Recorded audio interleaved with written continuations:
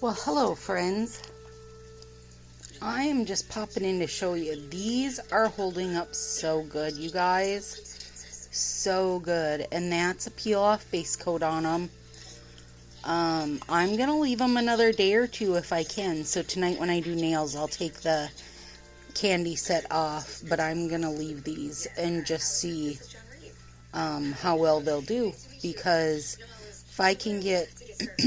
oh, my cuticles need work there. If I can get peel-off base to be like a 4 or 5 day thing, that's going to be awesome. And I have not even tried to peel them up. I'm just leaving them because they're working out lovely. So I'll definitely post a video tonight, but it's going to be on the other hand. I'm going to let these roll. They've lived through a shower, a couple hot baths, some dishes. So, you know, I mean, that's day-to-day life, right? See you tonight, guys.